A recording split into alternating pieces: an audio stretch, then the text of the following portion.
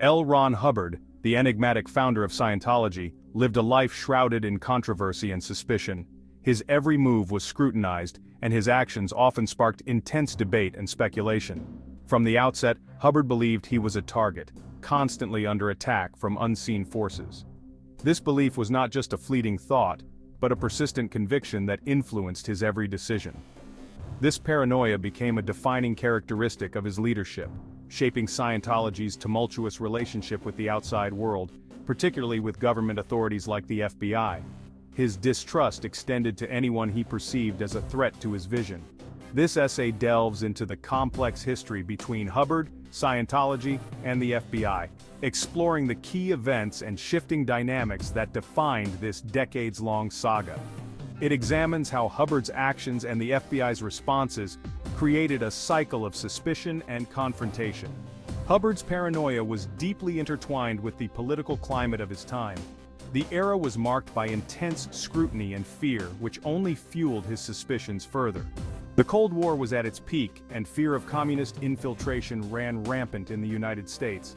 This pervasive fear influenced many aspects of American life, including Hubbard's own worldview.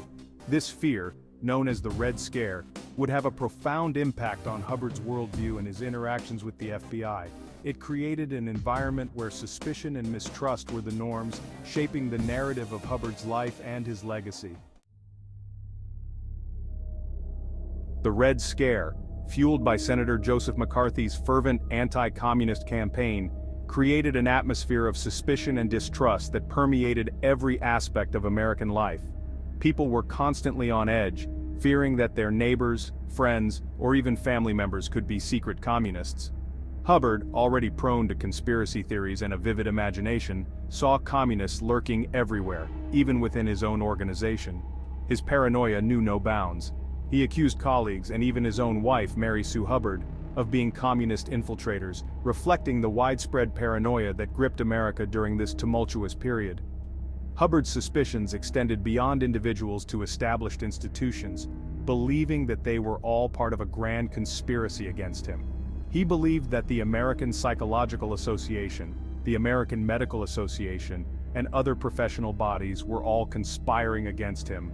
Hubbard even thought that the CIA was involved in this conspiracy, threatened by the growing popularity of Dianetics, his self-help movement that would later evolve into Scientology. He saw enemies everywhere.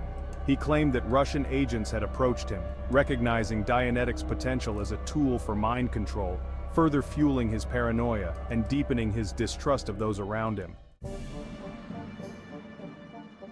As Dianetics transitioned into Scientology, shifting from a self-help system to a religion, it marked a significant change in both ideology and practice.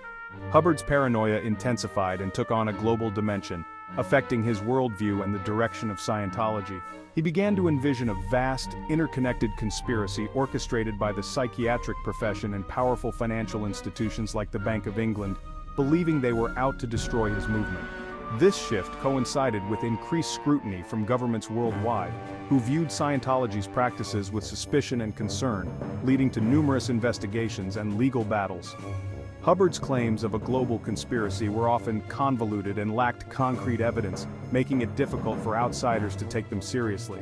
He accused psychiatrists of being behind a wide range of societal ills, from drug addiction to war, suggesting they had a hidden agenda to undermine humanity, painting them as the ultimate enemy of Scientology, a narrative that further isolated his followers from mainstream society.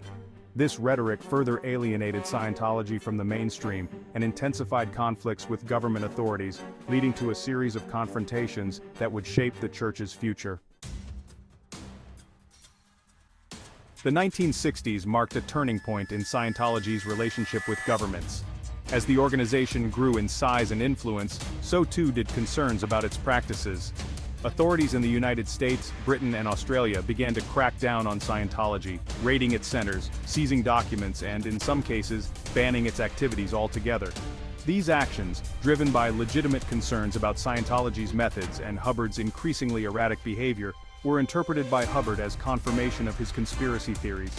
He saw them not as isolated incidents but as part of a coordinated global effort to suppress Scientology and silence its message. Section 5. Insane Governments, Hubbard's Radical Declaration. The government crackdowns of the 1960s solidified Hubbard's distrust of authority. He began to view all governments as inherently corrupt and oppressive, labeling them insane and their officials as murderers and non-producers.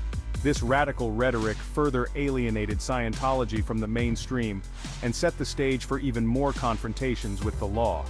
Hubbard's paranoia reached new heights with the establishment of the Guardian's Office, Scientology's own intelligence agency. Tasked with investigating and neutralizing perceived threats to the organization, the GO would become notorious for its aggressive tactics, including infiltration, defamation, and even illegal espionage against governments and individuals deemed enemies of Scientology. Section 6. The Moroccan Affair, Fueling the Fire. A pivotal event that further fueled Hubbard's paranoia and cemented his distrust of governments was the Moroccan Affair of 1972. In an attempt to gain influence within the Moroccan government, Hubbard provided Scientology training to Moroccan secret police agents, even using the E-meter, a device central to Scientology's practices, for interrogations. However, Hubbard's plan backfired spectacularly when one of his own followers, disillusioned with the organization, revealed his activities to the CIA. This revelation led to a failed coup attempt in Morocco, forcing Hubbard to flee the country and solidifying his belief in a global conspiracy against him and Scientology. Section 7. The FBI takes notice, a suspicious organization. While Scientology's interactions with various government agencies were often confrontational, its relationship with the FBI was particularly complex. The FBI had been monitoring Scientology since its early days, intrigued by Hubbard's unorthodox beliefs and the organization's growing influence. Hubbard's constant accusations against colleagues, often lacking concrete evidence, raised red flags within the FBI.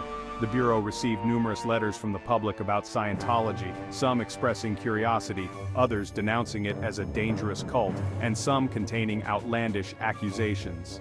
These letters, coupled with Hubbard's behavior, led the FBI to view Scientology with suspicion. Section 8. Hubbard. A crank in the eyes of the FBI. Hubbard's tendency to make grandiose claims, coupled with his erratic behavior and constant accusations, led many within the FBI to dismiss him as a crank. An FBI agent who interviewed Hubbard in the 1950s described him as a mental case, a sentiment echoed in later FBI reports. Despite Hubbard's often outlandish claims, the FBI continued to monitor Scientology, collecting information on its activities and members. The Bureau was particularly interested in Scientology's financial dealings, suspecting tax evasion and other financial irregularities. However, concrete evidence proving these suspicions remained elusive. Section 9. Public Scrutiny and the FBI's Dilemma. As Scientology gained notoriety and attracted increasing public scrutiny, the FBI found itself in a difficult position. On the one hand, the Bureau was obligated to investigate allegations of wrongdoing, especially those involving potential threats to national security. On the other hand, the FBI was wary of being seen as persecuting a religious organization, especially one as litigious and well-funded as Scientology. This delicate balance between investigating potential wrongdoing and respecting religious freedom shaped the FBI's approach to Scientology. The Bureau continued to monitor the organization, collecting information on its activities, but avoided taking any overt actions that could be construed as persecution. Section 10. Validation and Irony. The FOIA Revelations. In a twist of irony, Hubbard's paranoia about government surveillance was partially validated in the 1970s when the Freedom of Information Act, or FOIA, led to the release of thousands of pages of FBI files on Scientology. The files revealed the extent of the FBI's interest in the organization, confirming Hubbard's long-held suspicions of government surveillance. However, the FOIA revelations also exposed the limitations of the FBI's understanding of Scientology.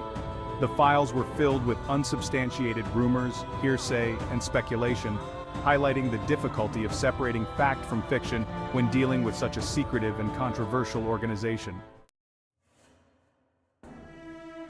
Section 11. Conclusion. A legacy of suspicion and espionage. The relationship between the FBI and Scientology is a complex and often contradictory one.